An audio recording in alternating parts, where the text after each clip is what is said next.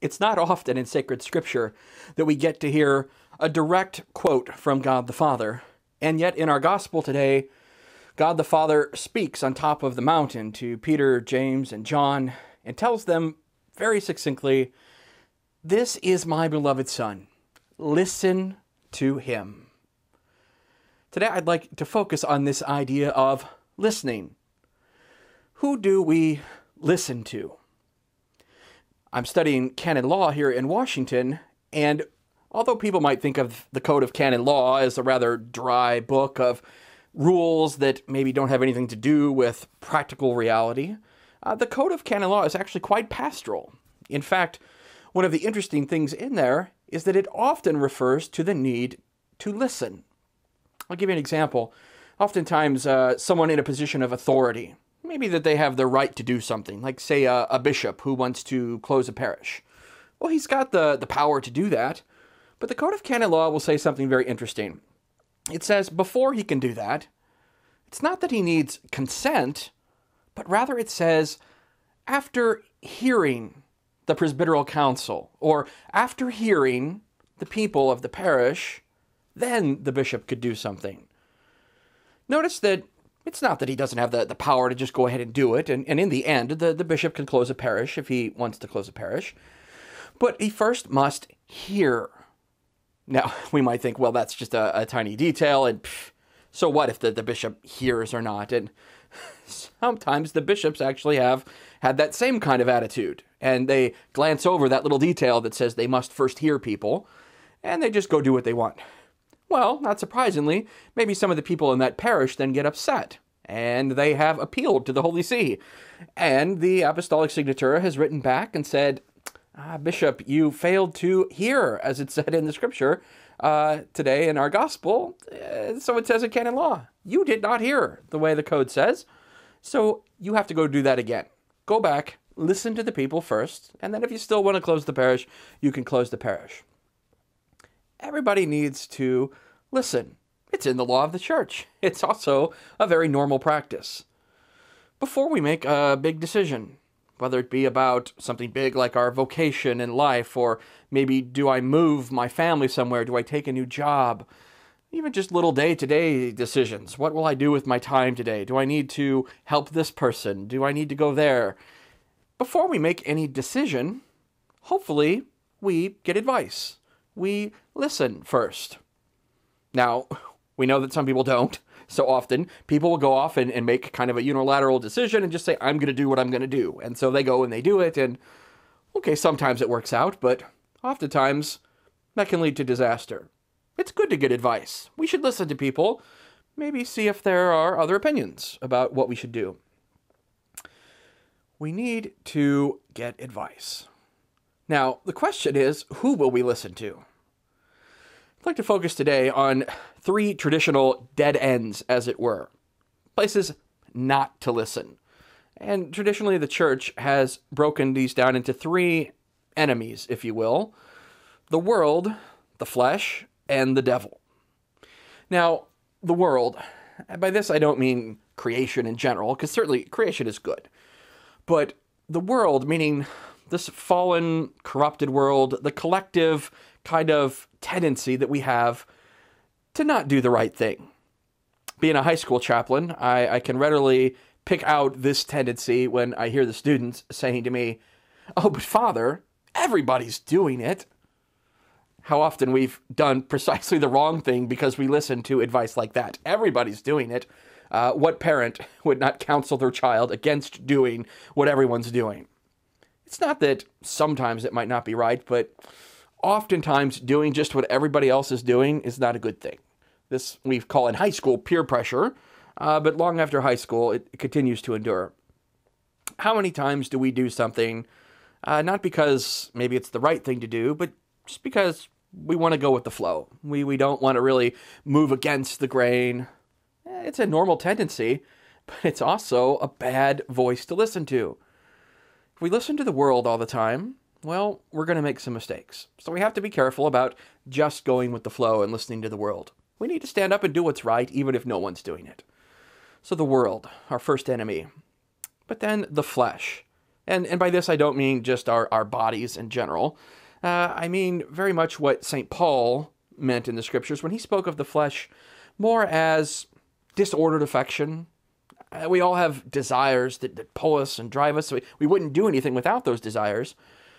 And yet, if we only pay attention to, well, I want this, so I'll do it, well, we'll get in big trouble again. Because any desire that gets out of control, that controls us, becomes a bad voice to listen to. So whether it be sexual desire, desire for food, pleasure in general, even the desire for intimacy, for company, if we let those control us and get out of order, now we become a slave to our passions. This too is a bad voice to listen to. We can't do something just because, well, it feels like I want to do it. A dead end. Finally, the devil. And by this voice, I mean, we have to recognize we have a real enemy out there. A personal, tangible enemy that wants to do us harm. Now, he's very cunning. He knows the things that most tempt us, and he is the father of lies. So his great tactic is to tell us, well, do this. This will make you happy. Try this. Well, of course, it doesn't make us happy. Maybe very briefly, the devil's plan makes us happy. And then we feel awful. And the devil will be right there to kick us when we're down and say, hey, look at you. You're no good. And like Eve will respond, well, you tricked me. Well, we have to be a little wary that not every voice that speaks to us is a good one. Yes, there are good spirits, our guardian angel, that we should listen to, but there's evil spirits too. The devil is real, and we need to recognize him as an enemy and not listen to his voice. To do what we call discernment of spirits. Whose voice am I listening to? Good spirit, evil spirit. So the world, the flesh, and the devil. These are kind of our three enemies, bad voices to listen to. Now, if we want to know, well, what voice do we listen to? Obviously, our gospel today is very succinct and nails it right there. This is my beloved Son. Listen to him. If we do that, we'll be all right. Now, our first reading today gives us the example of Abraham, called our father in faith. We look at him and we say, well, if anyone listened to the voice of God, clearly it's Abraham. We see the very striking story in our first reading today. Abraham is asked by God to go sacrifice his son Isaac. Now, if you remember, Abraham and Sarah, they were very old and sterile. They had no children. And God says, you will have a son. And they do, and they name him Isaac. And today, when Isaac is about 12, we see God say to Abraham, Abraham, your son Isaac, and just so that we're clear, your only son, the one that you love, take him and sacrifice him to me in a holocaust. Now, that seems like an amazing kind of statement for God to make. How could God ask that? And yet, if we look just at the scripture, it jumps pretty quickly from God asks, and then the next verses are just, and so Abraham went. Now, we can look at that and say, well, wow, that's pretty amazing example of listening to God. Abraham hears, he listens, and then he does. That's, wow.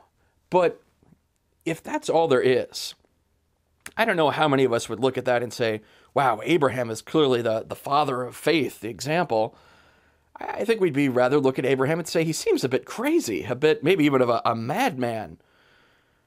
That would be true if it weren't for the fact that probably this is not the first time that Abraham has listened to the voice of God. In fact, we know it's not.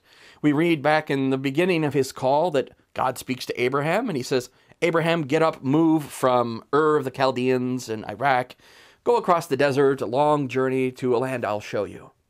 And Abraham gets up and he goes.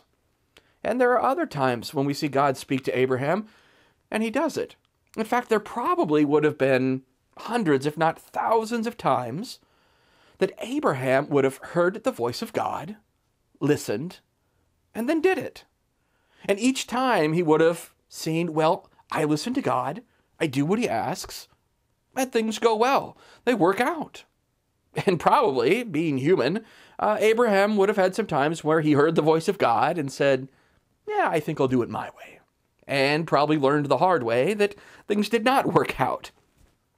What is this about? Well, it means that Abraham learned how to listen to God. It's not that he was just zapped with faith.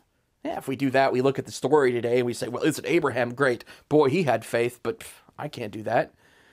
Abraham didn't get to where he is in the scripture today immediately. It was little by little, over and over. Who am I going to listen to? Okay, I'll listen to God. I'll do it his way. Well, that worked. What does he have? What do we call this? Well, ultimately, we call it trust. Abraham doesn't just have an abstract faith. He has a relationship with God. He knows who God is, and he trusts him. He's willing to do what God asks because he trusts him. So why don't we do what God asks? Well, maybe it's partly because we don't discern well the world, the flesh, and the devil from the voice of God. So certainly we need to discern better. But I think also maybe we don't do what God asks because we don't trust him the way Abraham did. What gets in our way? Well, maybe we're not practicing.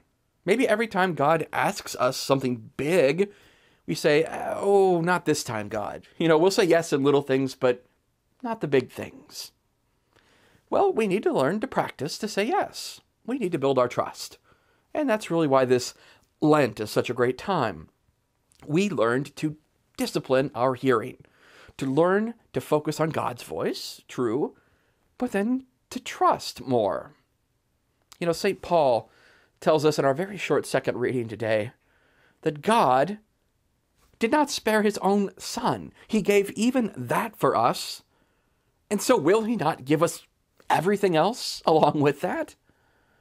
Think about that. Abraham actually didn't have to sacrifice his son, but God the Father did. He went the whole way. He offered up his son, Jesus Christ, for us. If God did that for us, well, why wouldn't we trust him to give us everything else besides? Now, it's true, God may ask some big things, like he did of Abraham. So we've got to learn to trust him in the little things, little by little. And so when God asks us something big, well, that's a moment for big trust, for big faith, for going deep in our relationship with God. So this Lent, let's do the little things to listen to the voice of God. Let's learn how to discern out and tune out the world, the flesh, the devil, to say no to those dead ends. And then, as we wonder, well, who will I listen to then? Whose voice will I hear? Well, we look in our gospel, and God the Father gives us some pretty good advice. This is my beloved Son. Listen to him.